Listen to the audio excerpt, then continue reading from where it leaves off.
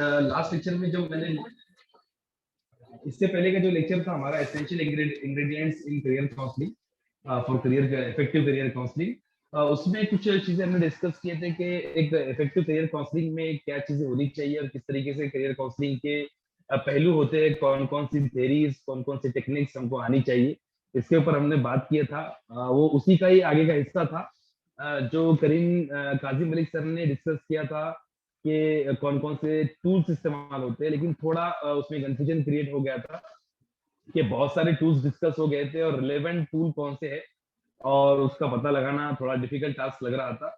इसीलिए इस लेक्चर्स में हम लोग जो लास्ट लेक्चर था हमने कोशिश करनी की है कि हम किस तरीके से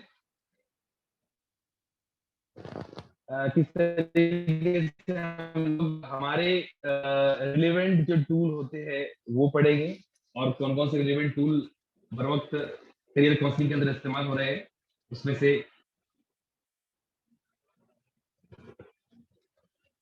प्रेरिक्विजिट कौन सा होता है करियर काउंसलिंग का, करियर काउंसलिंग स्टार्ट करने से पहले हमको कौन कौन सी चीजों का ख्याल रखना चाहिए, कौन कौन सी चीजों का नॉलेज हमारे पास में होना चाहिए, और हमारा एटीट्यूड, हमारा बिहेवियर, हमारा अप्रोच करियर काउंसलिंग से पहले कौन सा होना चाहिए।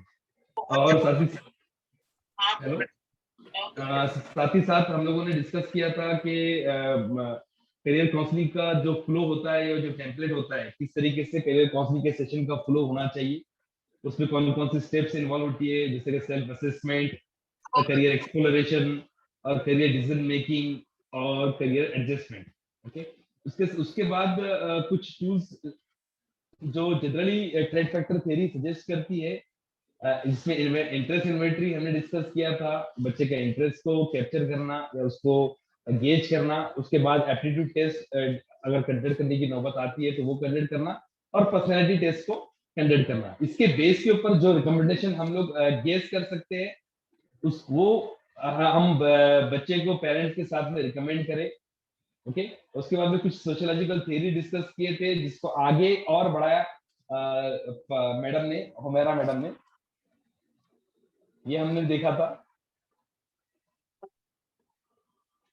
उसके बाद में मलिया एग्जैक्टली करियर काउंसलिंग के अंदर कौन कौन सी थ्योरी इस्तेमाल करना चाहिए ये हमने डिस्कस किया था कि करियर काउंसलिंग में हमको जो पहला पैरामीटर हमको चेक करना होता है करियर पर्सनैलिटीज, यानी जो हमारा सब्जेक्ट होता है, यानी बच्चा होता है, बच्चे की पर्सनैलिटी कौन सी है। तो एमबीटीआई थ्योरी का इस्तेमाल करें या टेम्परामेंट थ्योरी का इस्तेमाल करें, जिसको बिग फाइव थ्योरी भी कहते हैं, या 16 पीएफ थ्योरी। इसका मतलब ये नहीं है कि हम सारी के सारे टेस्ट कंडक्ट करें, इन तीनों में से कोई भी एक का भी इस्तेमाल कर सकते हैं हम लोग हमारे कॉन्फिडेंस के लिए, चाहे तो हम तीनों का इस्तेमाल करें या किसी दो का इस्तेमाल करें, वट एवर इट में भी। करियर इंटरेस्ट के लिए हॉलैंड की थ्योरी इस्तेमाल होती है, वो लर्निंग स्टाइल कौन सा है वो बच्चे का वो गेज करना, ताकि हम लोग उसको सजेस्ट कर सके किस तरीके से पढ़ाई करनी है, वीडियोस देखने हैं या चार्ट देखने हैं या ऑडियोस लेक्चर सुनने हैं वगैरह वगैरह। एप्टीट्यूड टेस्ट करने के लिए हार्डवर्क गार्डनर की मल्टीपल इंटेलिजेंस की थ्योरी है, और जो जनरली इस्तेमाल होती है डीबीडीए, जिसको मैडम ने भी डिस्कस किया था, वो थ्योरी। इमोशनल इंटेलिजेंस के लिए गोल्डमैन्स का 5 एलिमेंट थ्योरी जनरली इस्तेमाल होता है। और उसके बाद हमारा सेशंस का जो टाइमिंग था वो खत्म हो गया था, और हम लोग बिग फाइव थ्योरी या फिर जो भी थ्योरीज है उसको हम लोग एग्जैक्टली समझ नहीं पाए थे कि ये क्या था। तो हम लोग स्टार्ट करते हैं आज जो हमारा सबसे जो पहला टॉपिक होगा वो बिग फाइव थ्योरी। कि बिग फाइव थ्योरी होती क्या है। ओके, जनरली ये पर्सनैलिटी को टेस्ट करने का एक टूल है, जैसा कि एमबीटीआई थ्योरी है, हम उसको अभी आगे पढ़ेंगे। बिग फाइव थ्योरी आपकी पर्सनैलिटी के टेम्परामेंट को जाहिर करती है कि आपके टेम्परामेंट, आपके पर्सनल एलिमेंट्स और नेचुरल डिस्कम्पोजिशन क्या है, कि आप जाती तौर पर इस दुनिया में जो पर्सनली बॉन्ड हुए हुए, तो आपकी पर्सनैलिटी, आपके बिहेवियर, आपके इमोशंस किस तरीके से सिचुएशन को रिएक्ट करते हैं। यानी सिचुएशन आपके सामने अगर कोई आती है तो आप उससे कैसे इन्फ्लुएंस करते हैं, आपका बिहेवियर और आपके इमोशनल ट्रेट्स किस तरीके से उसको उसके ऊपर रिएक्ट करते हैं, ये दिखाती है। इसलिए इस थ्योरी को बिग फाइव थ्योरी के अलावा टेम्परामेंट थ्योरी भी कहा जाता है कि मेरा टेम्परामेंट कैसा है, अगर कोई सिचुएशन मेरे सामने होती है तो मैं उसमें कैसे रिएक्ट करता हूँ। मैं हंसकर उसको टाल देता हूँ या उसको चैलेंज के तरह लेता हूँ, या हालात आते हैं तो मैं रोना शुरू कर देता हूँ, whatever it may be. तो ये एक्चुअली दिखाती है temperament theory is build to be the largely genetic. ये डिपेंड करती है जेनेटिक के ऊपर खुसूसी तौर पर, लेकिन बहुत सारी जेनेटिक थ्योरी भी ऐसी होती है जो हम उसको वक्तन फक्तन जो है अपने आप पर काम कर कर उसको सुधार भी सकते हैं, जो जेनेटिक इश्यूज होते हैं उनको भी। ओके, ऑफन ये जनरली ऑब्जर्व की जाती है, अगर किसी को ऑब्जर्व करना है तो इन्फेंट में भी हम लोग उसको देख सकते हैं। ओके, और there are different theories and models of temperament, but most widely used in the five factor theory which proposes the five dimensions. Generally five dimensions में बिग फाइव थ्योरी को डिफाइन किया गया है, जिसमें पहला जो डायमेंशन है पर्सनालिटी का, यानी बिग फाइव थ्योरी ये कहता है कि उमूमी तौर पर दुनिया में पांच अलग अलग पर्सनालिटी के लोग होते हैं। एक वो लोग जिनको ओपननेस कहा जाता है, ओपननेस पर्सनालिटी, ऐसी पर्सनालिटी जो रिफर करती है personal level of imagination, creativity and openness to the new experience. यानी किसी हालात को इस तरीके से लेना कि अब ये हालात हमारे लिए नई अपॉर्चुनिटीज लेकर आए हैं, नए एक्सपीरियंस लेकर आए हैं, और हम इसके अंदर कुछ क्रिएटिव काम कर सकते हैं। इसको कहते हैं हम लोग ओपननेस पर्सनैलिटी। मैं इसके एग्जांपल के तौर पे आपको बताऊंगा। दूसरी पर्सनैलिटी ये कहती है, ये थ्योरी कॉन्शियसनेस, ये थ्योरी रिफर करती है कि इंसान का level of organisation, responsibility and self discipline. एक इंसान की पर्सनैलिटी में कितना वो सेल्फ ऑर्गेनाइज्ड है, कितना वो रिस्पॉन्सिबल है, कितनी रिस्पॉन्सिबिलिटी को ओन करता है, और वो खुद को कितना सेल्फ डिसिप्लिन रखता है। तीसरी पर्सनैलिटी ये कहता है कि पर्सनैलिटी का थर्ड डायमेंशन ये है कि एक्सट्रोवर्जन या एक्स्ट्रावर्जन जिसको कहते हैं, this dimension refers to a person's level of sociality, assertiveness and need of stimulation. ये थ्योरी ये बताती है कि एक इंसान कितने तरीके से लोगों से घुल मिलता है, और कितना उसमें पॉजिटिविटी है, और कितना वो बातचीत करता है लोगों के साथ में, जितना घुल मिलता है। नेक्स्ट पर्सनालिटी का टाइप वो कहता है एग्रीबलनेस। ये डायमेंशन का वो पार्ट रिफर करता है जो persons level of cooperativeness, empathy and concern for the others. ऐसी पर्सनालिटी जो लोगों के बारे में सोचती है, लोगों से हमदर्दी रखती है, लोगों के दर्द को समझती है, लोगों के साथ में कोऑपरेटिव नेचर के साथ में काम करती है। पांचवी पर्सनालिटी ये कहता है कि न्यूरोटिज्म। न्यूरोटिज्म का ये मतलब ये कहता है कि emotional instability, anxiety and मूडीनेस of a particular person. यानी एक सिचुएशन के अंदर न्यूरोटिज्म का असल मकसद ये दिखाता है कि सिचुएशन अगर आती है तो उसमें कितना उसके ऊपर इनस्टेबिलिटी, इमोशनल इनस्टेबिलिटी का सबूत देना। यानी मेरे पास अगर मैं किसी मुसीबत में फंस जाता हूँ, तो मुसीबत में मैं कितना अपने आप को इमोशनली इनस्टेबल दिखा रहा हूँ, कितना एंजाइटी शो कर रहा हूँ, और कितना मूडीनेस शो कर रहा हूँ। एक्चुअली नेगेटिव पैरामीटर है, नेगेटिव पर्सनालिटी है। अब ये पर्सनालिटी उमूमी तौर पर पाई जाती है बिग फाइव थ्योरी के मुताबिक इंसानों के अंदर। यानी ये बिग फाइव थ्योरी का जो साइकोलॉजिस्ट है वो ये कहता है कि दुनिया में पांच तरीके के लोग होते हैं। या तो ओपननेस वाले लोग होंगे जो किसी भी चैलेंज को एक क्रिएटिविटी के जैसे, एक इमेजिनेशन के जरिए जैसे, और एक नया कोई एक्सपीरियंस के जैसे लेते हैं।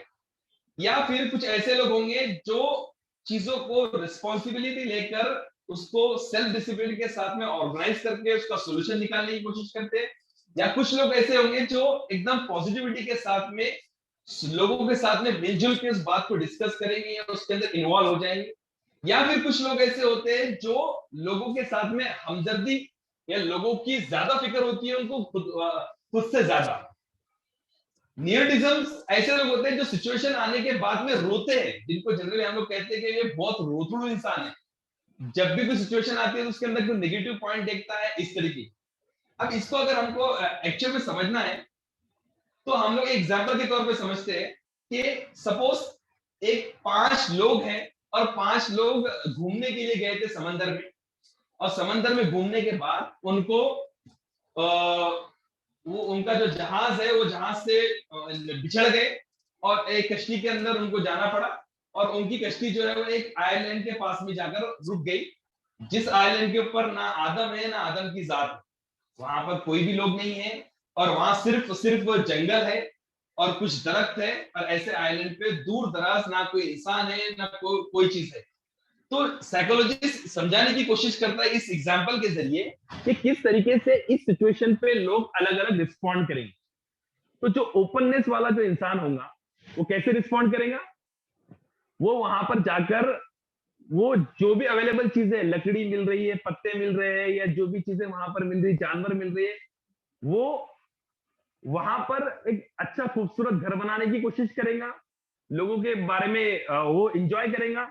अलग अलग उसके पास में अगर फोटोग्राफ्स लेने के लिए कोई ऑप्शन अवेलेबल है तो वो सेल्फी लेने की कोशिश करेगा, वो नेचर को क्लोजली देखने की कोशिश करेगा और ये सोचेगा कि अल्लाह ताला ने ये कैसा मेरे लिए एक नया सुनहरा मौका दिया इस तरीके के एक्सपीरियंस को शेयर करने का। हो सकता है कि वहां पर वो घर बनाने के बारे में सोचे, वहां पर कुछ और कोई लग्जरी चीजें प्रोवाइड करने के बारे में, जो रिसोर्सेज दिख रहे उसको एंजॉय करके उसको लेगा। दूसरा इंसान, अगर 5 इंसानों में से अगर दूसरा इंसान क्या होगा, जो कॉन्शियसनेस पर्सनैलिटी का वारिसदार होगा, वो ये सोचेगा कि किस तरीके से इस सिचुएशन से निकला जाए। वो गौर फिक्र में लग जाएगा और वो रिस्पॉन्सिबिलिटी लेगा अपने तौर पर आग जलाने का इंतजाम करने की कोशिश करेगा, खाने का इंतजाम करने की कोशिश करेगा कि अगर सर्वाइवल हमारा अगर ज्यादा दिन तक है तो हो सकता है कि वो शिकार करने की कोशिश करे, कुछ जानवर को मारने की कोशिश करें, और जानवर को मारकर लोगों को खाने का इंतजाम कैसा होगा, हम लोग यहाँ पर क्या पिएंगे, ये सारे इंतजाम के बारे में वो सोच और गौर फिक्र करना शुरू कर दे। तीसरा जो इंसान होगा वो बस ये देखेगा कि लोग किस तरीके से खुश है या नहीं है, वो लोगों की मदद करेगा। अगर कोई कॉन्शियसनेस वाला इंसान अगर उससे कुछ हेल्प मांग रहा है तो उससे हेल्प देने की कोशिश करेगा, उसको सपोर्ट करने की कोशिश करेगा। या ओपननेस वाला इंसान कोई नई क्रिएटिविटी करने की कोशिश कर रहा है तो उससे बातचीत करेगा, उसका हाल पूछेगा। कोई गमजदा है तो गमजदा के पास में जाएगा, उसका हाल पूछेगा, लाइक दिस। एग्रीएबलनेस पर्सनैलिटी वाला जो चौथा इंसान होगा, वो वहां पर सपोज वो ऐसा करेगा कि वो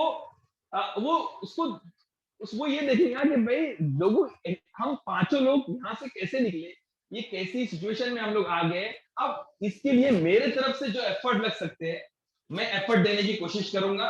मैं हो सकता है कि कोई रो रहा हो तो मैं उसको दिलासा देने की कोशिश करूंगा, नहीं हम लोग निकल जाएंगे भाई, मैं तो यहाँ से निकलूं लेकिन मेरे साथ साथ दूसरे भी यहाँ से निकल जाए और हम सही सलामत हमारे घर पहुंच जाए। इसकी पर्सनैलिटी। और न्यूरोटिज्म पर्सनैलिटी वाला इंसान जो रहेगा, ये चारों पर्सनैलिटी से एकदम अलग होगा। वो क्या सोचेगा कि अब तो हमारी जिंदगी खत्म हो गई, मैं पहले से ही घर से खाना खाकर नहीं निकला, मेरी बीवी ने ऐसा कह दी थी, हो सकता है उसकी वजह से ऐसा हुआ, अब तो हम मर गए, अब दुनिया में हमारा कुछ नहीं होने वाला है, हो सकता है कि मेरे कर्मों की सजा मुझे मिल रही है, ऐसे निगेटिव बातें करने लगे। तो ये साइकोलॉजिस्ट ये कहता है इस थ्योरी के मुताबिक कि हमको लोगों में ये पर्टिकुलर जो ट्रेड्स होते हैं इनके मुताबिक इंसान अपनी पर्सनैलिटी को अगर समझता है, उसको इम्प्रोवाइज करता है, तो उसकी स्कोरिंग के बेस पर वो अच्छे से अच्छे करियर को सिलेक्ट कर सकता है, उसमें एक्सेल कर सकता है। फॉर एग्जाम्पल, अगर कोई एग्रीएबलनेस वाला इंसान है, अगर कोई एक्सट्रोवर्जन है, तो वो सोशल रिलेटेड जो इश्यूज होते हैं ऐसे तो के ऑप्शंस होते हैं उसमें एक्सेल कर सकता है। हो सकता है कि जो कॉन्शियसनेस वाला जो पर्सनैलिटी का जो हामिल है, हो सकता है कि वो क्रिएटिविटी के बारे में, हो सकता है कि वो मैनेजमेंट के बारे में, या हो सकता है कि वो एक जो थिंकिंग से रिलेटेड जो कोर्सेज होते हैं उसके बारे में अच्छा काम कर सकता है। तो लाइक दिस ये टेस्ट को कंडक्ट किया जाता है इस थ्योरी के मुताबिक। अब इस थ्योरी की जो स्कोरिंग होती है, वो स्कोरिंग इसकी दो साइड में होती है। इसको ओशन भी कहते हैं, जो मैंने आपको अलग अलग पर्सनैलिटी बताया उसका एब्रीवेशन अगर लिया है तो OCEAN, इस तरीके से कहा जाता है इसको। और ये ट्रेड्स देखे जाते हैं और इसको 1 to 5 में रेटिंग की जाती है इसकी ट्रेडिंग के लिए। सपोज मैं किसी बच्चे में ओपननेस चेक कर रहा हूँ कि उसके अंदर इमेजिनेशन का पावर कितना है, उसके अंदर फीलिंग्स कितनी है, वो कितने एक्शंस और आइडियाज को जनरेट करता है, इस तरीके के क्वेश्चनर मैं बनाता हूँ। या कोई साइकोलॉजिस्ट जो होते हैं जिनके रेडीमेड क्वेश्चनर्स होते हैं, वो क्वेश्चनर्स हम बच्चे के सामने पुट करते हैं और बच्चा उसमें रैंकिंग करता है। उसमें बच्चा यस और नो में क्लिक नहीं करेगा, उसमें बच्चा क्या करेगा, आपको या तो एग्री या नॉन एग्री। एग्री वाला जो कॉलम जो मार्क्स होंगे वो 5 होंगे, और बीच का जो कॉलम होगा वो न्यूट्रल होगा, और 0 वाला या 1 वाला कॉलम होगा वो नॉन एग्री होगा। यानी अगर उससे पूछा जाता है क्या आपको नए आइडियाज पे काम करना पसंद है, तो बच्चा कहता है एग्री, तो 5 पर क्लिक करेगा। या फिर उसको लग रहा है कि भाई इतना ज्यादा नहीं, तो वो 4 पर क्लिक करेगा। भाई इतना ज्यादा नहीं, मैं कभी कभी सोचता हूँ, कभी कभी नहीं भी सोचता हूँ, तो न्यूट्रल पे क्लिक करेगा, 3 पे क्लिक करेगा, तो उसकी स्कोरिंग होगी 3। तो हमने 3 मार्क्स के पॉइंट काउंट किए। लाइकवाइज अगर उसका स्कोर लो आता है या उसका डायमेंशन लो की तरफ आता है, तो हम लोग ये देखेंगे कि प्रैक्टिकल और कन्वेंशनल है, वो रूटीन प्रेफर करता है। वो कोई इमेजिनेशन के बारे में नहीं सोचता है, ना ही वो किसी क्यूरियस और वाइड वर्ड रेंज के बारे में, इंटरेस्ट के बारे में नहीं सोचता है, कोई नए नए फलसफे के बारे में, आइडियाज के बारे में डिस्कस नहीं करता है। हाई स्कोरिंग वाला क्यूरियस होगा, वाइड रेंज ऑफ इंटरेस्ट वाला होगा, इंडिपेंडेंट होगा। ओके। दूसरा जो पार्ट वो बताता है ट्रेड का, वो होता है कॉन्शियसनेस। वो कॉन्शियसनेस ये कॉम्पिटेंसीज बताता है, इंसान की एक सलाहियत बताता है, सेल्फ डिसिप्लिन, थॉटफुलनेस और गोल ड्रिवन। ओके। अगर इसका लो स्कोर आता है किसी का, 1 या 2 मिलता है, तो हम लोग बताएंगे कि बच्चे की पर्सनैलिटी जो है वो इंपल्सिव है, केयरलेस है, डिसऑर्गेनाइज्ड है।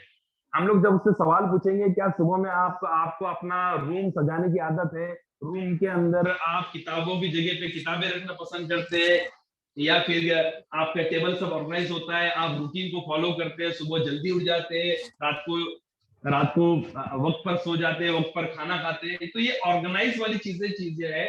अगर वो बताते हैं कि नहीं भाई मैं कभी कभी जल्दी उठ जाता हूँ, कभी कभी नहीं उठ जाता हूँ, और इस तरीके से वो अपने आप को रेट करता है कि मैं इस सवाल से मुत्तफिक हूँ या नहीं मुत्तफिक हूँ, तो ये उसकी दो पर्सनैलिटी के पहलू दिखाएगा। अगर लो स्कोर रहा तो केयरलेस और डिसऑर्गेनाइज दिखेगा। अगर वो सब में 5 और 4 पुट करता है तो वो हार्ड वर्किंग और डिपेंडेबल दिखाएगा, ऑर्गेनाइज दिखाएगा। कभी कभी ये बच्चे जो है अपने आप को शो करने के लिए इसमें हो सकता है कि सब में 5 पुट कर दे, तो इसके लिए कभी कभी इंटरव्यू टेक्निक भी काम में आती है। हो सकता है कि हमको उनके पेरेंट्स से भी पूछना पड़े, अलग से उनके पेरेंट्स का इंटरव्यू लेके कि इसके ये बच्चा आपके साथ में ये करता है क्या, वो करता है क्या। जो क्वेश्चन हम लोग बच्चे से पूछ सकते हैं डायरेक्टली, वो हो सकता है कि उसके माँ बाप या उसके भाई बहन से हम लोग जो उसके साथ में आए उनसे भी पूछकर हम हमारे हिसाब से भी इसके अंदर रेटिंग को पुट कर सकते हैं और उसकी पर्सनैलिटी को गेज कर सकते हैं। सिमिलरली एक्सट्रोवर्जन के अंदर अगर उसका स्कोर अगर लो आता है, तो हम लोग कहेंगे वो रिजर्व है और बहुत कम बोलता है। ज्यादा है तो वो आउटस्पोकन है, आउटगोइंग है, वार्म है और एडवेंचरस पसंद करता है। सिमिलरली एग्रीएबलनेस के अंदर उसका स्कोरिंग अगर कम आता है, तो हम लोग कहेंगे कि वो क्रिटिकली अनकोऑपरेटिव है, सस्पिशियस है, लोगों के हाथ बटाने में, दोस्ती करने में, लोगों को कोऑपरेट करने में, लोगों पे भरोसा करने में उसको एतमाद नहीं है, पसंद नहीं करता है। या फिर उसके वजह से उसका हाई स्कोर आता है, तो हम लोग कहेंगे कि वो हेल्पफुल है, ट्रस्टिंग है, एम्पैथेटिक है। सिमिलरली ये जो लास्ट वाला जो पर्सनैलिटी होती है, उसका हाई स्कोर होना किसी के अंदर नुकसान की अलामत है। अगर न्यूरोटिज्म का हाई स्कोर आता है, तो मतलब उसमें एंजाइटी ज्यादा है, उसमें अनहैप्पीनेस ज्यादा है, prone to the negative emotions. जैसे नेगेटिव इमोशंस आते हैं तो बहुत जल्दी भड़क जाता है। ये सारी खुसूसियात उसके अंदर जो कि नेगेटिव चीज है। उसमें अगर लो स्कोर आता है, तो वो काम और टेम्पर्ड सिक्योर, इवन टेम्पर्ड और सिक्योर लगता है, जिसको हम अच्छी पर्सनैलिटी कहेंगे। तो इसके हिसाब से हम किसी की पर्सनैलिटी को गेज कर सकते हैं और रेटिंग कर सकते हैं। अब इसके हिसाब से और एप्टीट्यूड के हिसाब से दोनों का जो कंबाइंड हमारा जो एनालिसिस का रिपोर्ट बनेगा, based on that we can share the result with the student. बच्चे के सामने तो रिजल्ट हम लोग पुट नहीं कर सकते हैं, लेकिन हम लोग पेरेंट्स से जब डिस्कस करेंगे और फाइनल कंक्लूजन प्रेजेंट करेंगे कि मुझे ऐसा लगा आपकी बातचीत सुनकर कि बच्चे की पर्सनैलिटी बिग 5 थ्योरी के हिसाब से हो सकता है कि भाई वो सी या कॉन्शियसनेस पर्सनैलिटी का हामिल है, और उसका एप्टीट्यूड भी ये शो कर रहा है कि उसको लॉजिकल में उसका हो सकता है कि भाई इसको ज्यादा हो, और वो इंडिकेट कर रहा है कि बच्चा हो सकता है कि भाई मैनेजमेंट या इंजीनियरिंग या क्रिटिकल थिंकिंग के जो कोर्सेज होते हैं वहां पर जाना पसंद करता है। तो हम लोग उसको सजेस्ट कर सकते हैं an number of list, and based on that हम लोग ये बता सकते हैं कि उसके अंदर ये इंग्रेडिएंट्स भी इतने थे, तो नंबर 1 प्रायोरिटी पे ये सजेस्ट कर सकते हैं कोर्स जिसमें ये 3-4 कोर्सेज आते हैं। नंबर 2 इसके अलावा अगर दूसरा ऑप्शन रखना है तो ये रख सकते हैं। दूसरी प्रायोरिटी में ये नंबर ऑफ कोर्सेज 4 टाइप के हो सकते हैं। थर्ड प्रायोरिटी अगर सेट करना है तो भी सेट कर सकते हैं, बेस्ड ऑन हम लोग काउंसलिंग के प्रोसेस के बाद। इसके लिए अगर आपको खुद का चेक करना है, तो मैंने भी उस दिन चेक किया। ये एक वेबसाइट है, मैंने उस दिन भी डिस्कस किया था, www.truty.com। इस वेबसाइट पे जाकर इसकी रिपोर्ट तो हमको लास्ट में मिलती नहीं है, लेकिन एक फाइनल कंक्लूजन हमको दे देता है और एक इनडेप्थ रिजल्ट के लिए हमसे पैसे मांगता है, कुछ $29 वगैरह मांगता है, तो उसकी तो जरूरत नहीं है हमको। अगर हमको अपने आप को टेस्ट करना है या किसी एक अपने रिश्तेदार को चेक करवाना है, तो हम ऑनलाइन जाकर इस वेबसाइट पे जाकर बिग फाइव थ्योरी का टेस्ट दे सकते हैं। मैंने भी एक टेस्ट दिया, तो मुझे भी एक अपना एक पर्टिकुलर जो क्वेश्चंस इस तरीके के थे कि वो आपके बिहेवियर को इंडिकेट करने वाले थे, कि आप किसी पर्टिकुलर कंडीशन के ऊपर या पर्टिकुलर सिचुएशन के ऊपर या इंसिडेंट के ऊपर रिएक्ट कैसे करते हैं। ओपननेस में रिएक्ट करते हैं या कॉन्शियसनेस के साथ में रिएक्ट करते हैं या एग्रीबलनेस के साथ में या न्यूरोटिज्म के साथ में। ये चाहे तो आप भी कर सकते हैं। जो है जो आज हम लोग देखने वाले हैं वो है 6 पर्सनैलिटी फैक्टर थ्योरी, इसको 16 पीएफ सॉरी 16 पीएफ थ्योरी या 16 पर्सनैलिटी फैक्टर थ्योरी, इसको फॉर्टेस नाम के एक साइकोलॉजिस्ट था, उसने प्रेजेंट किया और लोगों के सामने इसको इसके बारे में पूरा फुल प्रूफ जिसको कहेंगे हम लोग, एक पूरा एनालिसिस कर कर डिफरेंट पर्सनैलिटी बताया कि वो कहता है कि दुनिया में 16 तरीके की पर्सनैलिटी होती है। ये 16 तरीके की पर्सनैलिटी आपके सामने है। और वो कहता है कि 16 तरीके की पर्सनैलिटी इंसान की एक वार्मथ होती है, जो कहता है कि डिजायर फॉर क्लोज रिलेशनशिप। वो कहता है कि इमोशनल स्टेबिलिटी भी एक फैक्टर होता है जिससे हम किसी की पर्सनैलिटी को गेज कर सकते हैं कि how calmly you respond to the life demands. Liveliness भी एक पर्सनैलिटी का टाइप फैक्टर होता है कि how freely and spontaneously you express yourself. Social boldness एक फैक्टर होता है वो पर्सनैलिटी का, वो कहता है ये 16 फैक्टर्स में। How much at ease you feel in the social situation, आप लोगों के सामने सोशल सर्कमस्टेंसेस में कितना अपने आप को खुश और कंफर्टेबल फील करते हैं। विजिलेंस एक पर्सनैलिटी को कहता है कि extent to which you are conscious of others motives, दूसरे के बारे में आप कितना विजिलेंस वाला बिहेवियर रखते हैं। How privateness, how much you like to keep personal information to yourself, आप कितना प्राइवेटनेस का मुजाहरा करते हैं। ओपननेस टू चेंज, आप कितने दर्जे तक इंजॉय करते हैं न्यू सिचुएशन को, कितने परफेक्शनिस्ट है आप में कितना परफेक्शनिज्म है। Reasoning, extent to which you can solve the numerical and verbal problems. Dominance, tendency to assert influence and control others, आप कितना लोगों को दबाव में डोमिनेंस की पर्सनैलिटी आपके अंदर है या फैक्टर्स है। Rule consciousness, how much value is placed on externally imposed rules.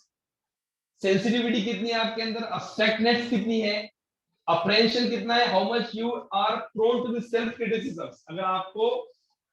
अगर कोई आपको क्रिटिसाइज करता है तो आप कैसे बिहेव करते हैं। Self reliance, how much you enjoy your own company and trust your own judgement, आप कितना खुद के बारे में या खुद के ख्यालात खुद के डिसीजंस के ऊपर रिएक्ट करते हैं या कितना रिलाय करते हैं। Tension, how easily situation can cause you frustration, कितनी जल्दी आप टेंशन में आ जाते हो। तो उसके मुताबिक 5 फैक्टर थे कि 5 तरीके की पर्सनैलिटी होती है वो। अब कॉटल्स कहता है कि भाई 5 नहीं 16 ऐसे फैक्टर्स होते हैं जिनके बेस के ऊपर किसी इंसान की पर्सनैलिटी को हम लोग जज कर सकते हैं। इसमें कुछ फैक्टर्स उसके एप्टीट्यूड से रिलेटेड भी दिख रहे हैं, कुछ फैक्टर्स उसके सिचुएशन के ऊपर वो कैसे रिएक्ट करेगा, सिचुएशन के ऊपर वो अपने आप को कैसे प्रेजेंट करेगा इसके ऊपर भी दिखते हैं। कुछ उसकी इंटरनल पर्सनैलिटी के ताल्लुक से होते हैं कि कितना वो अपने आप को छुपाएगा, कितना वो अपने आप के बारे में बोलेगा, कितना उसके इमोशंस को दबा कर रखेगा, कितने अपने इमोशंस को दिखाएगा, कितना वो लोगों पर जबरदस्ती कर सकता है, डोमिनेंस का मुजाहरा कर सकता है। ये सारे फैक्टर्स को उसने गिना। अब इसके जो क्वेश्चनर्स होते हैं, इसके क्वेश्चनर्स ये सारे 16 फैक्टर्स को जस्टिफाई करने वाले होंगे।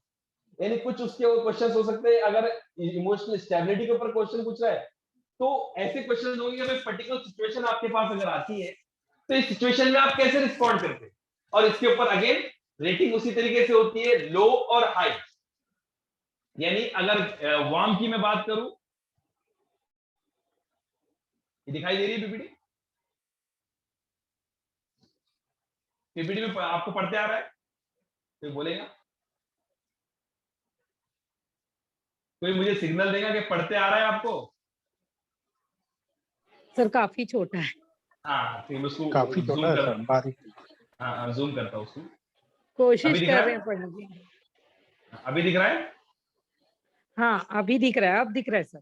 हाँ, वो एक्चुअल में एक शीट में इसलिए आना चाहिए, हम उसको छोटा करके देखेंगे तो उतना हमको एक्चुअल में डिफरेंशिएशन नहीं समझ में आएगा कि स्कोरिंग किस तरीके से हो रही है। अगर आप रॉन्ग ये A B C D E F G करके से 16 फैक्टर्स को नाम दे दिया और सपोज ये 16 फैक्टर के हिसाब से वो अपने क्वेश्चन तैयार करेंगे। देखो दो तरीके के लोग होते हैं, एक होता है जो करता है क्वेश्चन जो कि कोर साइकोलॉजिस्ट होते हैं, और कोर साइकोलॉजिस्ट जो होते हैं इंसान के बिहेवियर को समझने के लिए, उनके सारे फैक्टर्स को समझने के लिए ये सारे क्वेश्चंस को बनाने की कोशिश करते हैं। और कुछ लोग होते हैं जो एप्लीकेशन वाले होते हैं। अब हमारा काम तो कोर साइकोलॉजी में काम करने वाला नहीं है, हम साइकोलॉजी के कुछ पहलुओं को समझना चाहते हैं जो करियर के डिसीजन के में असर अंदाज होते हैं। फॉर एग्जाम्पल इंसान की पर्सनैलिटी, उसका सिचुएशन, उसकी सिचुएशन को देखकर अपने आप को मैनिपुलेट करना या उसके ऊपर रिएक्ट करना, ये असर करता है। तो हम लोग क्या करते हैं, साइकोलॉजिस्ट के जो क्वेश्चनर्स होते हैं उनका इस्तेमाल करते हैं और उसको अप्लाई करते हैं।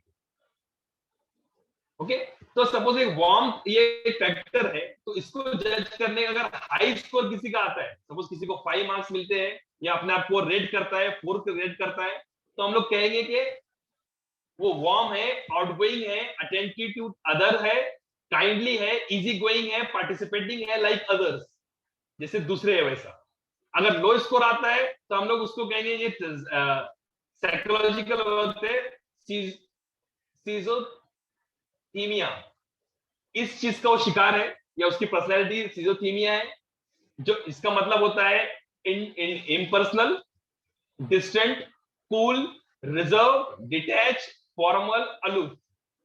ओके, अब ग्लोबल सुपर ट्रेट्स क्या दिखेंगे इसमें, इसका अगर कोई पर्सनैलिटी का हाई आ रहा है तो एक्सट्रोवर्जन दिखेगा, लो आ रहा है तो उसका इंट्रोवर्जन दिखेगा। ओके, अब आप इसके स्कोर के बिना पर आप पर्सनैलिटी को एक मार्क दे सकते हैं, जैसा हमने बिग 5 थ्योरी के अंदर दिया था लगभग वैसे ही।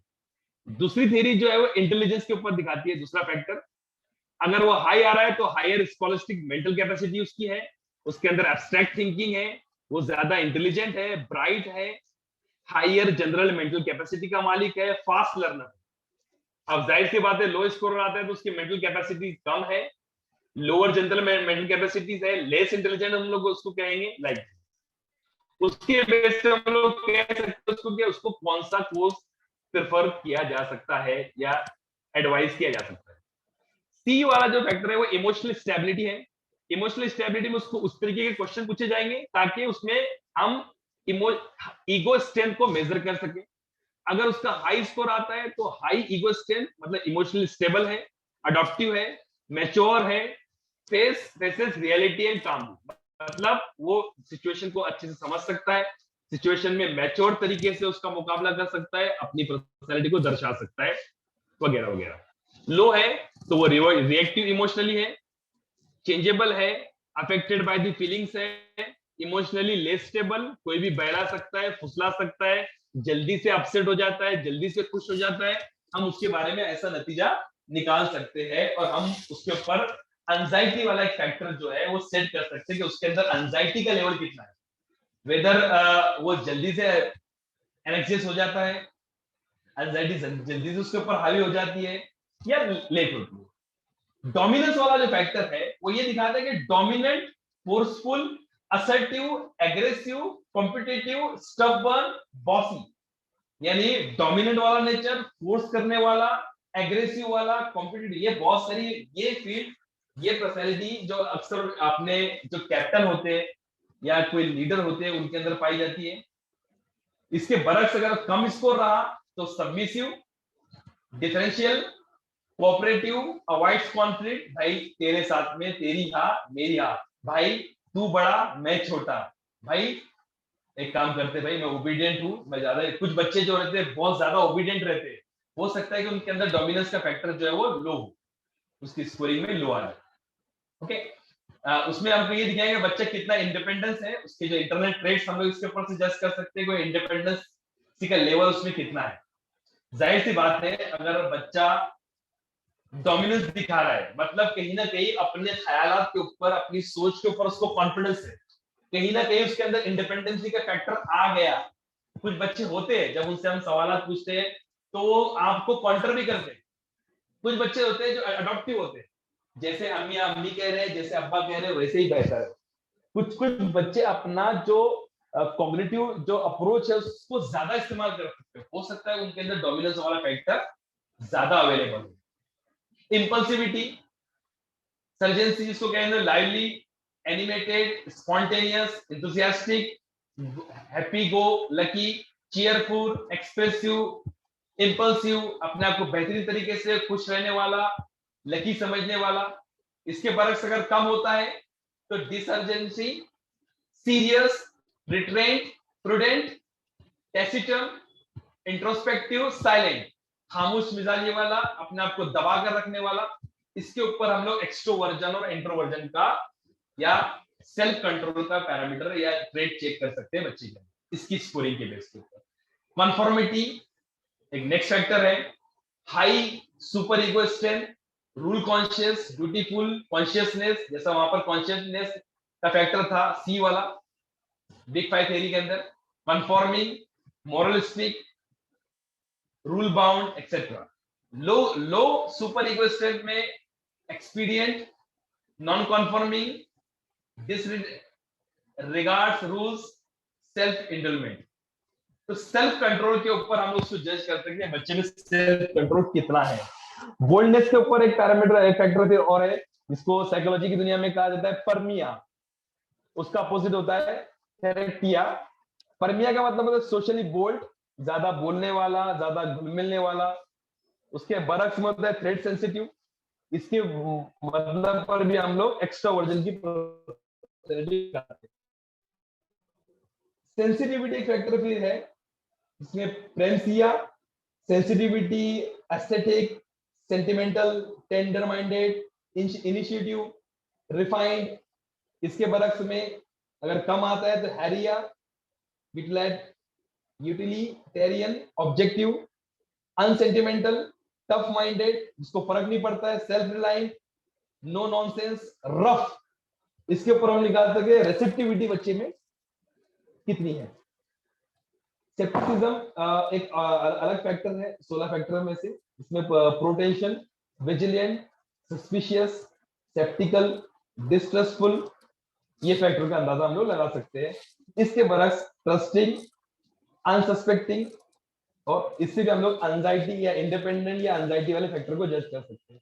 तो कहने का मतलब क्या है, नेक्स्ट इमेजिनेशन है, नेक्स्ट फिर प्राइवेटनेस है, इनसिक्योरिटी है। तो इस तरीके के क्वेश्चन से लास्ट वाला कॉलम करेंगे, लास्ट वाले कॉलम में अगर आप गेस करेंगे तो वो जो 5 फैक्टर्स है हमारे, जो बिग फाइव थ्योरी इंडिकेट करती है, उसके बेस के ऊपर हम लोग लगभग ये थ्योरी भी वही करती है, लेकिन इसमें क्वेश्चन बहुत सारे फैक्टर्स को गेज कर रहा है। इसकी इमोशनल अनस्टेबिलिटी भी चेक कर रहा है, उसकी बोल्डनेस भी चेक कर रहा है, लेकिन जो कंक्लूजन निकल रहा है, कंक्लूजन कहीं ना कहीं आप देखेंगे तो कहीं ना कहीं घुमा फिरा कर वो 5 जो पर्टिकुलर पर्सनैलिटी है उसके करीब ही घूम रहा है। ये भी getSBTrudy.com के ऊपर अवेलेबल है। और इसके बाद का जो लेक्चर हम लोग लेंगे इंशाल्लाह, उसमें हम लोग कोशिश करेंगे कि ऑनलाइन कितने कौन कौन से रूल है मैं आज भी आपको बता दूंगा, चाहे तो आप खुद से चेक कर सकते हैं। थर्ड थ्योरी जो आज की है वो है MBTI, मेयर्स ब्रिग टाइप इंडिकेटर, जिसको कहते हैं हम लोग।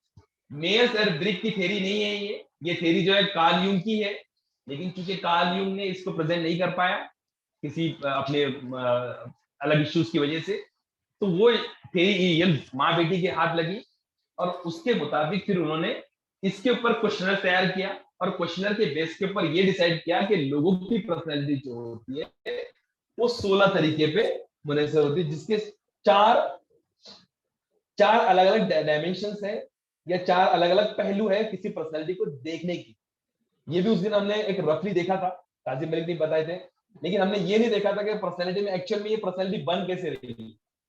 ये आपको इस स्लाइड में 16 पर्सनैलिटी विद फिगर के साथ में दिख रही है, सबको तो मैं जस्टिफाई नहीं कर सकता हूँ, लेकिन आप देख लीजिए एक यहाँ पर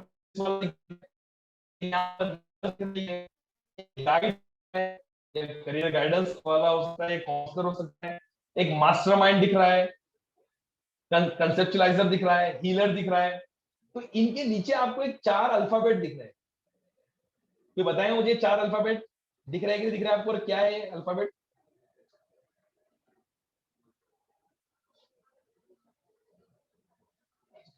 जैसे कि ड्यूटीफुल के अंदर आप देखो, doing what should be done, ऐसा करने वाला इंसान जो जहां जो करना चाहिए वो करता है।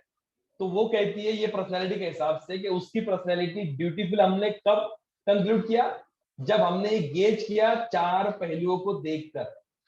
ISTJ इसकी पर्सनैलिटी कौन सी है? ISTJ।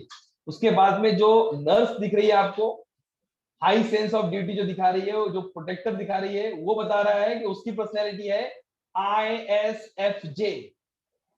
जो गाइड है उसकी पर्सनैलिटी कौन सी है? INFJ।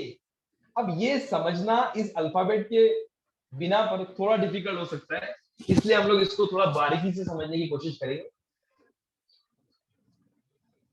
ये जो मैंने आपको 4 फैक्टर बताया, जो 4 अल्फाबेट किसी भी पर्सनैलिटी, सपोज आप एहसान सैयद को देख रहे हैं, वसीम शेख को देख रहे हैं, या नाजिया मैडम को देख रहे हैं, या मोइन मैम को देख रहे हैं, या यास्मीन मैडम को देख रहे हैं, या अल्तमश सर को देख रहे हैं, तो अल्तमश सर की पर्सनैलिटी या एहसान सैयद की पर्सनैलिटी है क्या? हमको उनको ये 4 पहलुओं पर EI में से किसी एक को सिलेक्ट करना है, S और N में से किसी एक को सिलेक्ट करना है, T और F में से किसी एक को सिलेक्ट करना है, और J और P में किसी एक को सिलेक्ट करना है। अब जाहिर सी बात है ये 4 डोमेन से 4 अल्फाबेट आ जाएंगे, और 4 अल्फाबेट की बिना पर हम लोग बताएंगे कि उसकी पर्सनैलिटी कैसी है।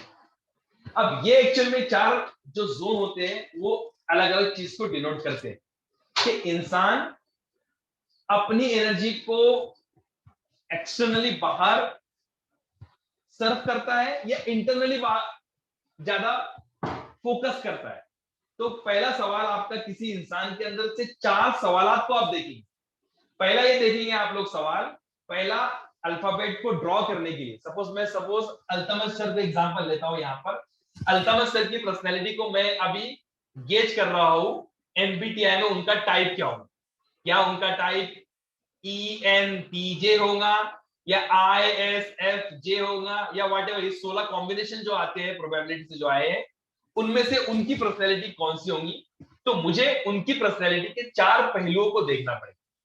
4 पहलुओं में पहला पहलू क्या होगा कि उनका एनर्जी का ओरिएंटेशन कैसा है, यानी वो ज्यादातर फोकस करते हैं अपने अंदरूनी एनर्जी में, अपने एनर्जी को अंदरूनी चीजों में ज्यादा इस्तेमाल करते हैं या बैरूनी चीजों में इस्तेमाल करते हैं। इंट्रोवर्ट है या एक्सट्रोवर्ट है, ये हम लोग उनसे सवाल पूछ के या उनकी बातचीत को देखकर समझ सकते हैं। अब दूसरा सवाल हम लोग देखेंगे, उनकी पर्सनैलिटी को देखकर हम उनकी पर्सनैलिटी को सामने रखेंगे और ये देखेंगे कि वो इंफॉर्मेशन को कैसे परसीव करते हैं, यानी इंफॉर्मेशन को परसीव करने का फंक्शन उनका इनबिल्ट क्या है। क्या वो चीजों को सिर्फ सेंस करके ले लेते हैं या इंट्यूएशन, इंट्यूएशन का मतलब ये होता है क्या वो उससे कुछ नतीजा अक्स करते हैं। देखो, सेंसिंग का मतलब ये होता है कि इंफॉर्मेशन को सूंघने के जरिए, देखने के जरिए या फिर पिक्चर के जरिए, जो भी हमारे 5 सेंसर है उससे इंफॉर्मेशन को लेता है जो इंसान, वो या फिर उसको लेने के बाद में नतीजा अक्स करता है, उसको बोलते हैं हम लोग इंट्यूटिव एग्जाम, इंट्यूटिव पर्सनैलिटी या इंट्यूटिव फैक्टर, इसको इंट्यूएशन कहते हैं हम लोग। चूंकि यहां पर हम लोग उसको आई नहीं ले सकते क्योंकि हम लोग इंट्रोवर्जन के लिए आई लिए, इसलिए इस पर्टिकुलर सेक्शन के अंदर हम लोग इंट्यूएशन को एन से डिनोट करेंगे, और अगर कोई सेंसिंग पर्सनैलिटी है तो उसको एस से करेंगे।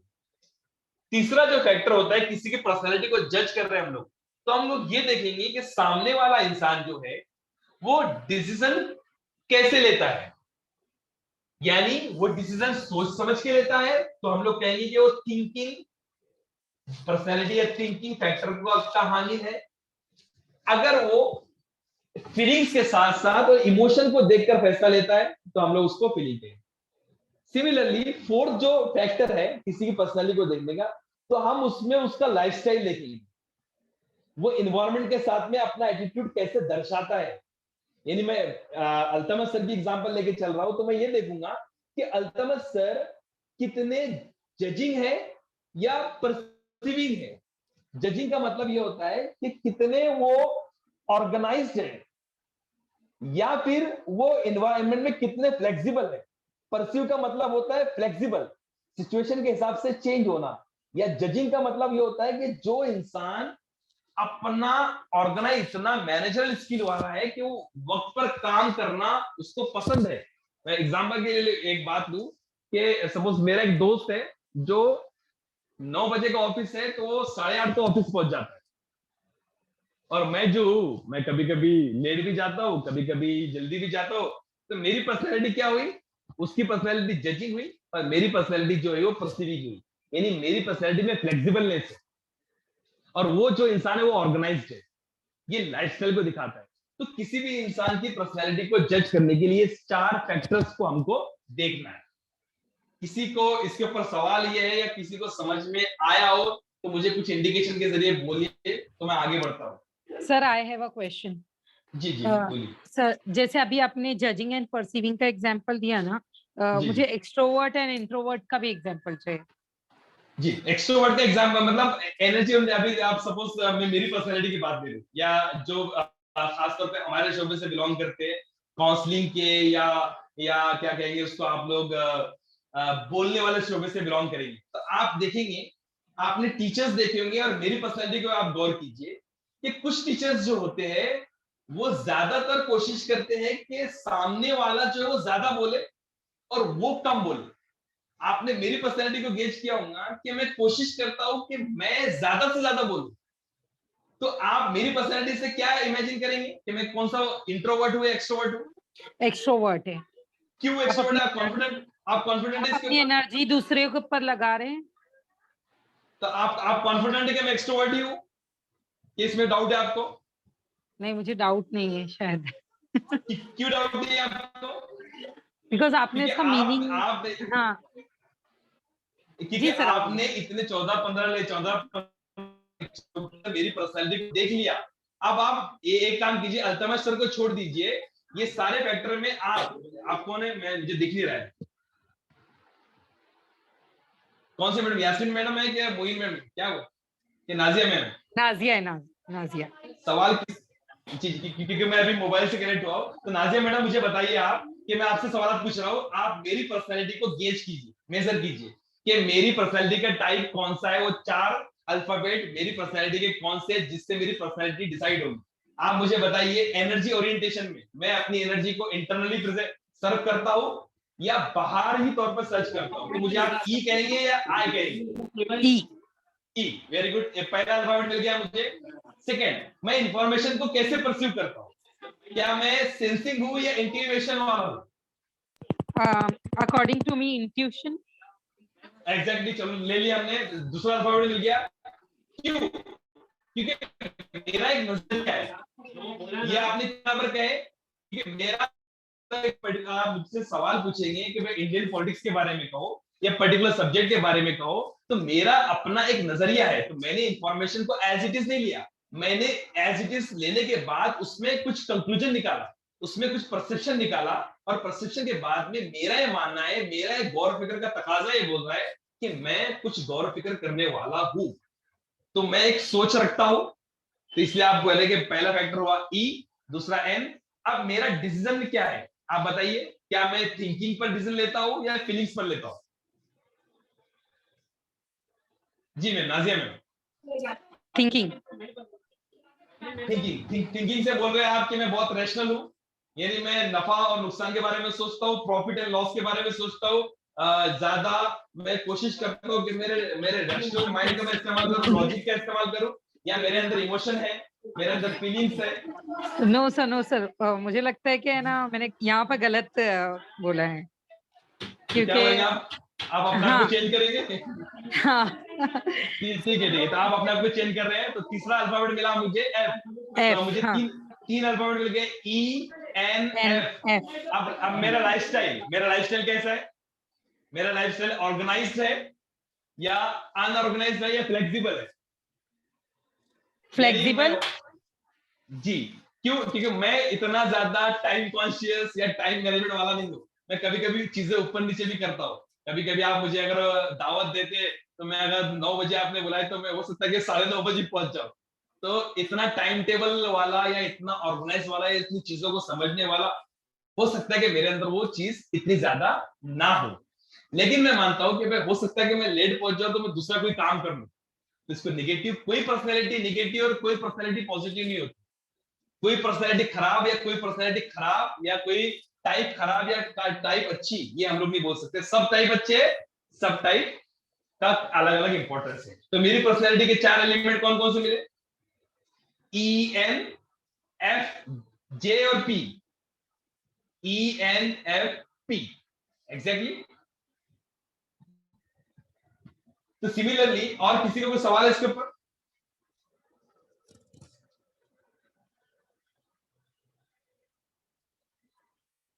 हाँ, तो एक्सट्रोवर्जन को और बारीकी से समझने के लिए मैं और कुछ एग्जांपल देकर या हम लोग समझने की कोशिश करेंगे उसके एक्सप्लेनेशन के साथ साथ कि ई क्या होता है और आई क्या होता है। Refer to the direction we focus और अटेंशन एंड एनर्जी। हमारे फोकस और अटेंशन और एनर्जी को हम लोग कहां पर रिडायरेक्ट करते हैं?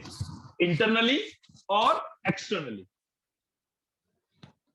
दूसरे फॉर्म में हम लोग कहेंगे उसको बीइंग एनर्जाइज। एक्सट्रोवर्जन कौन है? Being energize through contact with the other people और through engaging in the activities. जैसे कि नाजिया मैडम ने अपने आप को बाद में चेंज किया था। भाई हम जब लोगों को देखते हैं ना, क्राउड को देखते हैं, तो हमारा एटीट्यूड चेंज हो जाता है, हमारा बोलने का तरीका चेंज हो जाता है।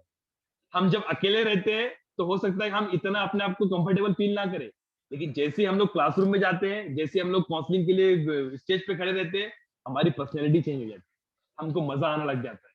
तो बीइंग एनर्जाइज थ्रू द लोग कांटेक्ट में आए तो एनर्जी बढ़ गई।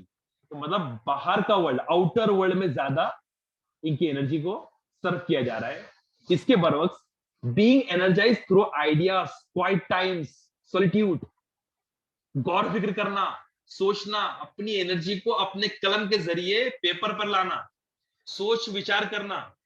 जो आपके साइंटिस्ट होते हैं, जो आपके शायर होते हैं, जो आपके लिखने वाले होते हैं, जो आपके कॉलमनिस्ट होते हैं, वो क्या करते हैं? आइडियाज के ऊपर सोचते हैं, गौर फिक्र करते हैं, अपनी एनर्जी को मरकूज करके फिर पेपर पर लाते हैं। तो हम लोग उनको क्या कहेंगे? इंट्रोवर्जन। एक्सट्रोवर्जन और इंट्रोवर्जन का और example, what do you think, do not disturb. आप बोलिए मुझे कौन है? एक्सट्रोवर्जन है कि इंट्रोवर्जन है? एक्स्ट्रावर्जन। कौन एक्सट्रोवर्जन है, कौन इंट्रोवर्जन है? नहीं सर, इंट्रोवर्जन। वो चला टीचर एक्सट्रोवर्जन नहीं, इंट्रोवर्जन नहीं सर, ही टीचर कह रहा है बच्चे को व्हाट डू यू थिंक। बच्चे को कह रहा है आउटर वर्ल्ड में, और ये कह रहा है सामने वाले को डू नॉट डिस्टर्ब, यानी मैं काम कर रहा हूं, मैं अपनी। टीचर एक्स्ट्रावर्जन है जी, और ये डू नॉट डिस्टर्ब ये introversion. Exactly exactly.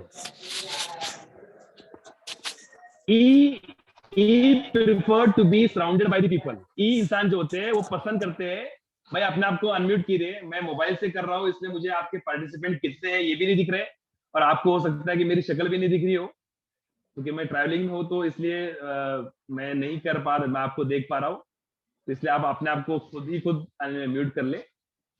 E prefers to be in the surrounding of other people. लोगों के बीच में रहना इसको पसंद है। आई को अकेले रहना पसंद। People who prefers extroversion. कौन से लोग होते हैं जो एक्सट्रोवर्जन प्रिफर करते हैं? Enjoy meeting, talking with the new peoples, friendly, verbal skill, easy to know, speak out easily, often at the meetings. Meeting के अंदर बड़े बड़े लोग जो होते हैं, ज्यादा शेयर करने वाले, ज्यादा बातचीत करने वाले, ज्यादा नॉलेज को देने वाले, ऐसे लोग को हम लोग बोल सकते हैं कि वो एक्सट्रोवर्जन है। Introversion become drained and tired with the people. लोगों के साथ में रह के उकताहट लगती है उनको, ऐसा लगता है कि एनर्जी, थकान महसूस हो रही है लोगों को, चल भाई कब मैं घर जाऊंगा, मैं कब अपना काम करूं। Need time to gather their thoughts before speaking. कुछ ही बोलने से पहले अपने सोचते, समझते और एक्सट्रोवर्जन कभी कभी हो सकता है बड़बड़ाहट के अंदर कुछ ऐसे सेंटेंस भी बोल देते जो बोलना नहीं चाहिए, किसी किसको बुरा लग सकता है। Reflect and think before acting, बोलने से पहले सोच समझते हैं, इवेल्युएट करते हैं, फिर कुछ बात करते हैं। Are often difficult to know, बहुत मुश्किल होता है इनको समझना, इनको जानना, इनको परखना। इंट्रोवर्जन को जब कोई बोल ही नहीं रहा है इंसान, तो उसको कैसे आप गेज करेंगे कि इसके दिल में क्या चल रहा है। एक्सट्रोवर्जन को आप फटक से समझ सकते हैं। Are bored with the restless if they are alone, अकेले रहते हैं तो उनको तकलीफ होती है, अकेले कमरे में बंद कर देते, नहीं मैं किसी के साथ में सोऊंगा। कुछ लोग अगर ट्रिप वगैरह पे जाते हैं बच्चे, तो नहीं मेरे को अकेले रहना पसंद नहीं। कुछ लोग 4-5 लोग, नहीं सर मेरे को अकेला रूम चाहिए, ये लोग डिस्टर्ब कर रहे हैं। तो उस वक्त भी हम समझ सकते हैं कि बच्चे की पर्सनैलिटी कौन सी। Do their thinking as they speak, may act and speak first, then possibly things. पहले पहले बोल देते हैं, बाद में सोचते हैं। कभी कभी इनका खामियाजा भी भुगतना पड़ता है इनको। Some keywords associated with the E and I, और गहराई से समझने के लिए मैं आपको बताता हूँ एक्सट्रोवर्जन, जिनके बोलने के अंदर एक्सट्रोवर्जन के एक्शन दिखेगा, आउटवर्ड दिखेगा, पीपल दिखेगा, इंट्रैक्शन दिखेगा, मेनी पे फिर फोकस करेंगे, एक्सप्रेसिव, डू, थिंक, डू, ऐसे सेंटेंस या ऐसे उनकी पर्सनैलिटी के बातचीत के जरिए हमको ग्लिम्पसेस दिखेंगे ऐसे वर्ड्स के। इसमें कीवर्ड्स हमको दिखेंगे इंट्रोवर्जन में, reflective, inward, privacy, concentration, few, quiet, think, do, think. Are you getting it? इस तरीके से अब दूसरा जो पार्ट है, पहला पार्ट क्लियर हो सबको, ई और आई वाला? सर ये कंबाइंड पर्सनालिटी भी तो हो सकती है ना? कभी कभी हो सकता है, मतलब ऐसा भी हो सकता है कि इंसान कभी कभी ई, देखो इसका मतलब ऐसा नहीं है कि भाई वसीम सर ई है तो जिंदगी भर तक के ई है। तो वसीम सर कुछ सर्कमस्टेंसेस के अंदर आई भी हो सकते हैं, लेकिन ज्यादातर हिस्सा लेना है हमको।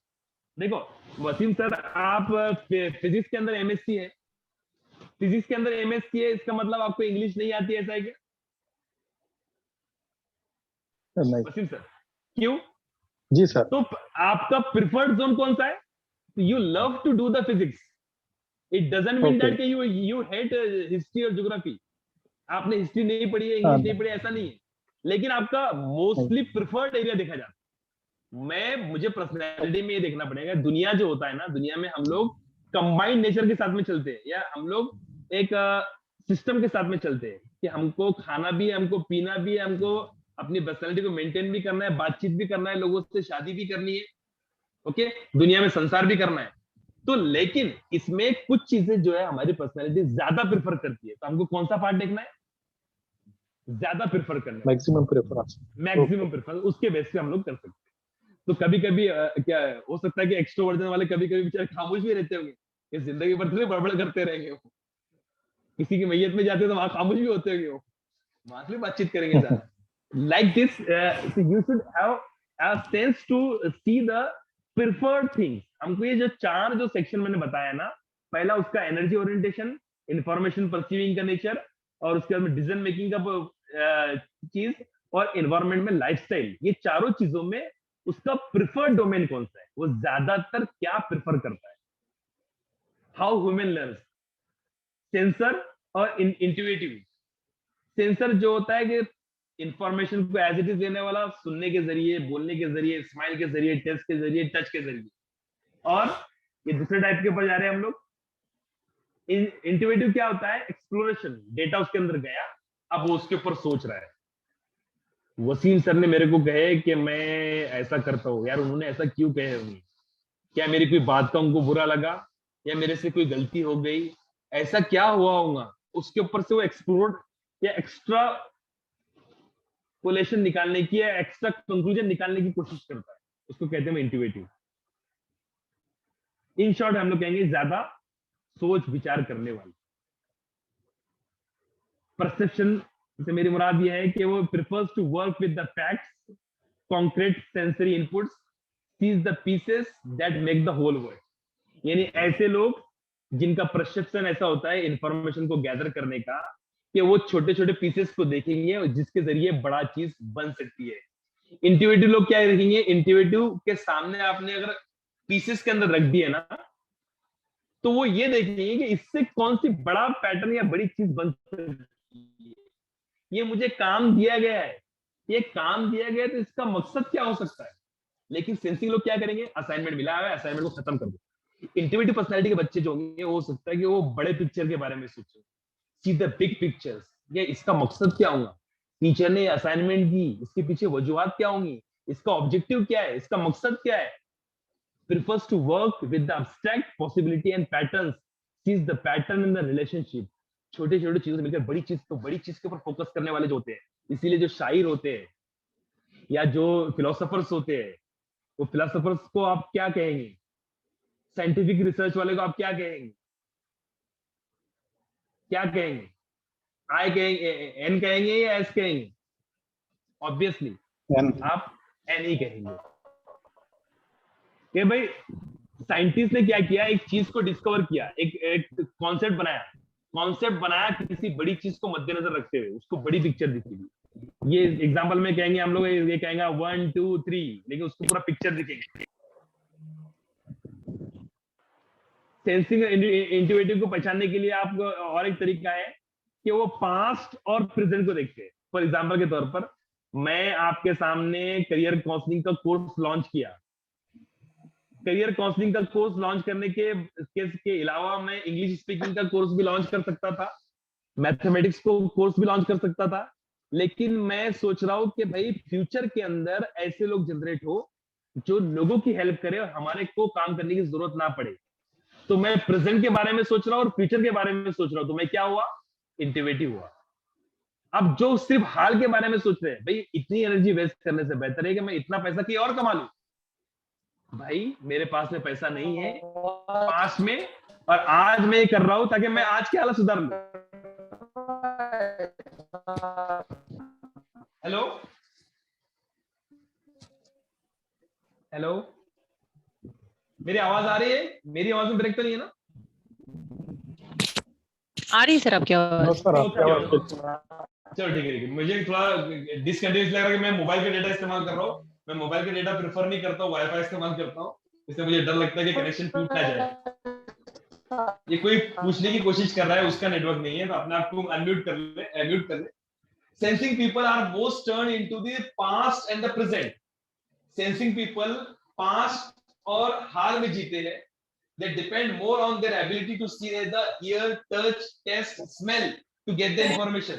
Intuitive peoples are more turned to the future as a beside their five senses. They also rely on their imaginations, visualization, information about the world. इन चीजों के बारे में सोचते हैं, मतलब वो फ्यूचर और प्रेजेंट पर्सपेक्टिव के बारे में सोचते हैं और गौर फिक्र करते हैं और उसके हिसाब से इंफॉर्मेशन को अपने अंदर लेते हैं।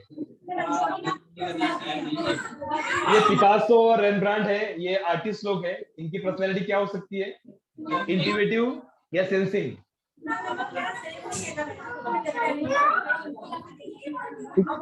इंट्यूटिव होंगे सर। एग्जैक्टली। पीपल हु, अरे अपने आप को म्यूट कीजिए भाई।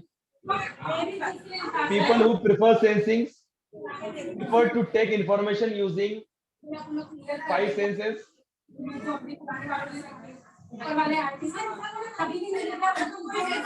अरे कोई नाजिया मैडम प्लीज, आपका माइक ऑन।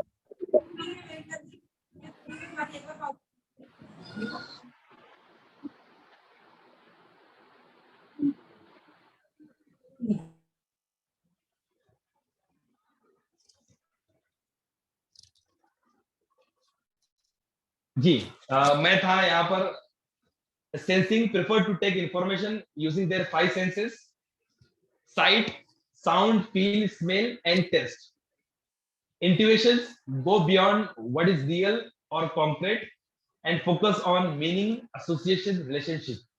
जो उसके रियल के बियॉन्ड सोचते हैं। यानी आपने मेरे को कहा, हाँ, आप कभी कभी आप देखो, कभी कभी टोन के अंदाज में कहते हो, हाँ वसीम सर आजकल बहुत घूम रहे। इसका मतलब अब आप उनके टोन से समझ में आ रहा है आपको। अब जो सेंसिंग वाला एलिमेंट, हाँ यार मेरी खैरियत पूछ रहा है, लेकिन जो इंट्यूशन वाला है वो समझ लेना, हाँ इसका मतलब ये नहीं, ये मेरी खैरियत तो पूछ रहा है, लेकिन इसे टोन मार रहा है कि इसको कहीं ना कहीं मेरे से कुछ ना कुछ प्रॉब्लम है, इसका कुछ मतलब है, ये मेरी मजा लेना उड़ाना चाहता है, हो सकता है मेरे पर जोक फ्लाई करना चाहता है, इसका कहीं ना कहीं रिलेशनशिप है, एसोसिएशन है, ये इस बात का कुछ और मतलब भी हो सकता है। हाँ आजकल बहुत मजे कर रहे हो, हाँ तुम तो बादशाह हो ना, हाँ भाई आप तो पैसे वाले हो ना, हाँ भाई आप तो बहुत टैलेंटेड हो ना। तो इंसान बोल कुछ रहा है, इसका मतलब कुछ और नहीं जाता है। सेंसिंग वाला इसको कैसे लेगा और इंट्यूशन वाला इसको कैसे लेगा। We all use both ways of looking and perceiving, but not equally well. जैसे कि वसीम सर ने भी पूछा था कि इंसान दोनों भी हो सकता है, बेशक इंसान दोनों भी हो सकता है, लेकिन किसी में थोड़ा ज्यादा होगा, किसी में कम होगा। How we take the decisions to organize. Third factor, thinker, जो प्रोज एंड कॉन्स देखेगा। मुझे पूना बुलाया गया स्पीच देने के लिए, भाड़ा कितना लगेगा, खाने का खर्चा कौन देगा, इंतजाम कौन करेगा, पैसे कितने मिलेंगे, फीस नहीं देंगे वो लोग, ज्यादा देंगे या कम देंगे, जाओ क्या नहीं जाओ, ये सोचने वाला थिंकर। लेकिन जिस पैशन है, मैं जाना है मेरे को, अगर वो पैसे नहीं भी देते तो फर्क नहीं पड़ता है, मेरे को इंटरनल सेटिस्फेक्शन मिलेंगे, मेरे को मजा आएगा, मेरे को नेटवर्किंग होंगी, मुझे लोगों से मिलने का मौका मिलेगा, मुझे और एक स्पीच देने का मौका मिलेगा। तो these are the feelings which are beyond pros and cons. Jay wants to organize the world. G. P solve the problems. Last वाला जो फैक्टर है हमारा, some word keyword associated with the judgment, organize, decision, control, closure, deliberate, plan. जो एकदम time conscious organised होते हैं वो जे, जैसा कि मैंने कहा था आपको, जजिंग, जो दुनिया को ऑर्गेनाइज करना चाहते हैं। और पी जो होते हैं फ्लेक्सिबल होते हैं, वो उनको पता है कि दुनिया में खराब लोग भी अच्छे लोग भी, लेकिन फिर भी उनको दुनिया को सुधारना है, वो फ्लेक्सिबल नेचर के होते हैं। उनको पता है कि दुनिया में अच्छे लोग भी हो सकते हैं, बुरे लोग भी हो सकते हैं, कुछ लोग डिसिप्लिन में चलेंगे, कुछ लोग डिसिप्लिन में नहीं चलेंगे। जब आप रोड पे चलते हैं ना, तो कुछ लोग होते हैं, आप लोग अगर रोड पे स्पीड में भी गाड़ी चला देते हैं तो उनको गुस्सा आ जाता है, तो वो जे होते हैं। कुछ लोग होते हैं, आप उनके साथ स्पीड से चले जाओ, कोई टक्का मार के भी चले जाओ, तो आपको मुस्कुरा के देखते हैं, अरे भाई देखना भाई। तो परसेप्शन वाले होते हैं, फ्लेक्सिबल होते हैं, एक्सपीरियंस होते हैं, ऑप्शंस होते हैं, स्पॉन्टेनियस होते हैं, वेट करते हैं। बेस्ड ऑन दिस हमें पर्सनैलिटी के फैक्टर्स बनाते हैं। अगर कोई ISTJ है तो वो इंस्पेक्टर है, कोई ISFJ है, इंट्रोवर्ट, सेंसिंग, फीलिंग, जजिंग, तो प्रोटेक्टर है। कोई INFJ यानी काउंसलर, हो सकता है कि मैं ज्यादा बोलता हूं, हो सकता है कि मैं ई के बजाय आई का इस्तेमाल करूं तो मेरी पर्सनैलिटी भी ये हो जाएगी, INFJ। या ये हो सकता है कि काउंसलर क्या होते हैं, टू द पॉइंट, सही से सही चीज, मास्टर प्लान और रिकमेंडेशन के साथ साथ। INTJ, ये INTJ वाले लोग अक्सर मास्टरमाइंड होते हैं, इलॉन मस्क वगैरह, एंटरप्रेन्योर बनने वाले, क्राफ्टर, नई नई चीज बनाने वाले। ISTP, ISFP, composer. INFP, लोगों को दिलासा देने वाले, हील करने वाले, नई चीज बनाने वाले। INTP, architect. ESTP, promoter. ESFP, performer.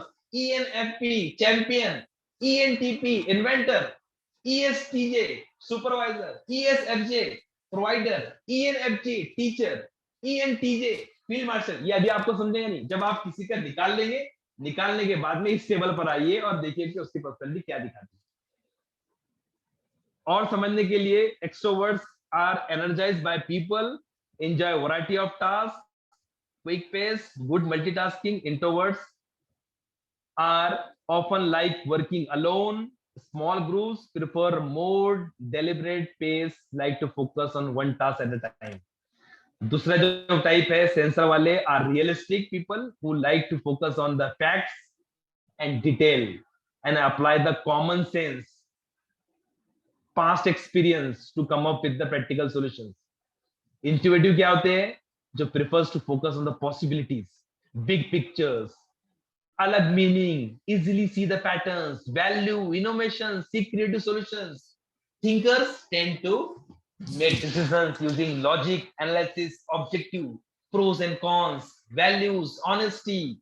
Feelers tend to sensitive, cooperative, decide based on their own personal values how they will affect their actions. Judger tend to be organized, prepared, like to stick to the plan, comfortable following the most rules and regulation follow करने वाले. Perceivers prefer to keep options. भाई अगर time पे नहीं भी आया ना तो पहुंच जाता हो. Like to be able to act spontaneously and like to be flexible with making the plans. एक प्लान हुआ तो क्या फर्क पड़ता है, दूसरा प्लान बना लेंगे. आज उठ नहीं पाया तो क्या हुआ, कल उठ जाऊंगा. आज अगर ज्यादा नमाज नहीं पढ़ पाया तो क्या फर्क पड़ता है, कल पढ़ लूंगा. इस तरीके के रूल. व्हाट्स योर पर्सनैलिटी, अब आप इसके ऊपर अपनी पर्सनैलिटी को गेज कर सकते हैं. ये मैं करूंगा पीपीटी. मैं उससे पहले बता दूं आपको कि ये दोनों इनकी पर्सनैलिटी बोलिए. कोई बोले क्या है ये लोग. ई है या आई है. हेलो आई. ई है सर. ई जी जी जी. आई. सॉरी ई. ई है सर, सर. ई सर ई है ना. मुझे ऐसा लगता है कि ये लोग आए हैं क्योंकि ये लोग किसी चीज का फलसफे के बारे में और सोच गौर फिक्र. आपने कभी देखा कि भाई महात्मा गांधी की आपको कुछ बड़े बड़े स्पीचेस नहीं मिलेंगे. नेल्सन मंडेला की सोच ही आजाद कराने वाली. तो सोचने वाले तो मेरे ख्याल से ये आए है. और दूसरा पार्ट एन है. ये एन आ गया. एन आएगा. एन क्यों. एन बोलना आसान क्यों है, क्योंकि जाहिर सी बात है इन्होंने बड़ा पिक्चर देखा. देश की आजादी, गुलामी से आजादी. जाहिर सी बात है बड़े पिक्चर के लिए काम शुरू किया तो ये एस तो हो ही नहीं सकते. तो यहाँ तो डिफिकल्टी नहीं है. नेक्स्ट चीज एफ और T.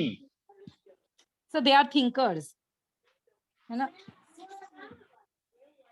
Thinker organize. Pros and cons.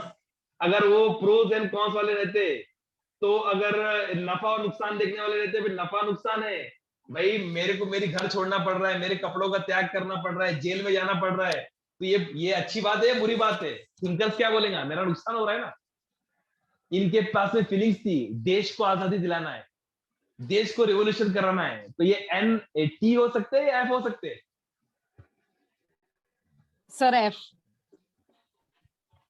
अरे कोई पागल ही करेंगे ना अपनी जिंदगी कुर्बान कर कर. अपनी जिंदगी कुर्बान कर कर मैं आपको कहूं कि आप सैलरी भी ना लो, कुछ भी ना लो और कॉम के काम में लग जाओ. आप क्या बोलेंगे. सर आपका कहना सही है लेकिन मेरा घर कैसे चलेगा. तो आई एन एफ और लास्ट वाला पार्ट जे या पी. जे. जे. जे. जे मुझे लगता है कि हो सकता है कि ये पी हो. INFP के मोर फ्लेक्सिबल प्लान. एक बार जेल में चले गए, नुकसान पकड़े गए, कुछ तकलीफ हुई, हो सकता है कि दूसरा प्लान बनाओ. उससे नर्वस नहीं होने का. कोई हो सकता है कि कोई अपनी टीम के अंदर कोई गुस्से वाला हो, वो अपने को डांट दे रहा है, अपने प्लान के हिसाब से नहीं चल रहा है, तो थोड़े बहुत प्लान को ऊपर नीचे. तो हो सकता है कि ये जे भी हो सकते हैं और पी भी हो सकते हैं.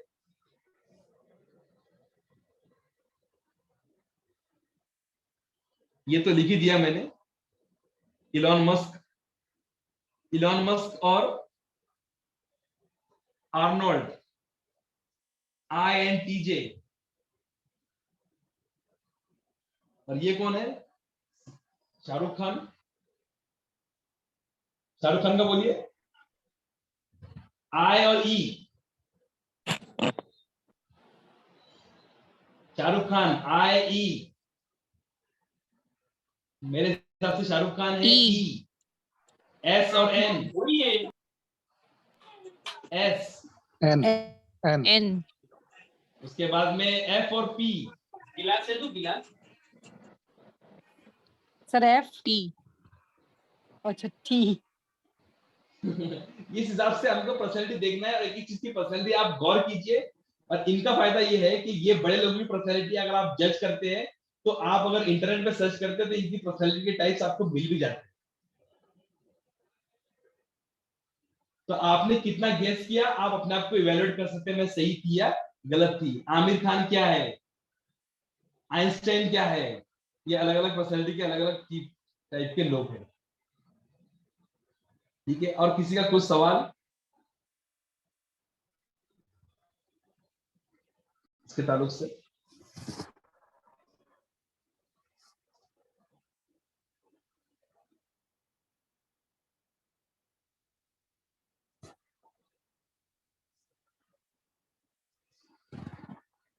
और किसी के question, so the teacher needs to be introvert और एक्सट्रोवर्ट एज वेल। किसी का सवाल, अल्तमस सर ने सवाल किया कि भाई टीचर नीड्स टू बी, क्या होना चाहिए? मेरे ख्याल से थोड़ा मिक्सचर होना चाहिए, एक्सट्रोवर्ट भी होना चाहिए, इंट्रोवर्ट भी होना चाहिए। मे बी इंट्रोवर्ट और एक्सट्रोवर्ट हो सकता है, एक्सट्रोवर्ट भी हो सकते हैं, इंट्रोवर्ट भी हो सकते हैं, साइमल्टेनियसली दोनों भी हो सकते हैं। लेकिन मैंने जैसे कहा कि हो सकता है कि कोई एक हो। ज्यादातर प्रिफर्ड हमको पर्सनैलिटी देखने की है कि प्रिफर्ड पर्सनैलिटी क्या है, उसका प्रिफर्ड ट्रेट कौन सा है, ज्यादातर वो क्या करता है। और किसी का कुछ सवाल हो तो पूछ सकते हैं, otherwise we will wind up this session.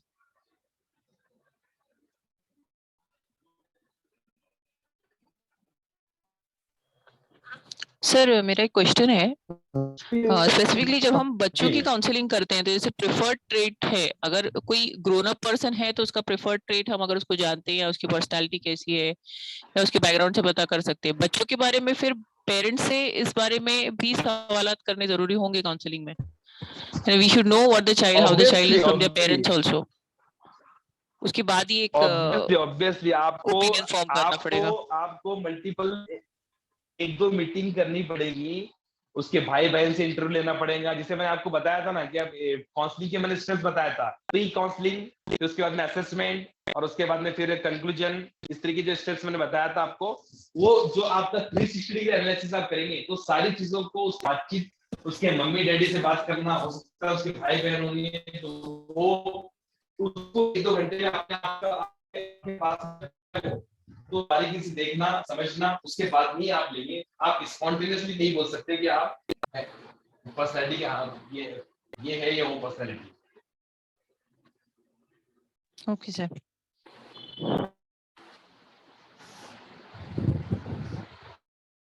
थोड़ी डिफिकल्टी इसलिए भी आज के सेशन में मेरा चेहरा आपको दिख नहीं पाया तो मैं यहाँ पर आजम कैंपस में हूँ और यहाँ पर मैं लैपटॉप नहीं कैरी किया था और मुझे लगता था कि इंटरनेट अच्छा है। हमारा आज का सेशन ठीक ठाक तरीके से हुआ। आज का सेशन कैसा लगा, कोई फीडबैक दे तो मैं समझूंगा कि हमारी कुछ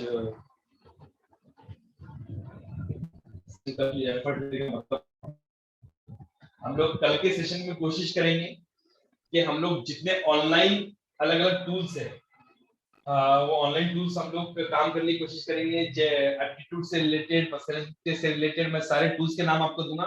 चाहे तो मैं आज भी आपको, मेरी स्क्रीन शेयर हो रहा है मेरा? Yes screen share, yes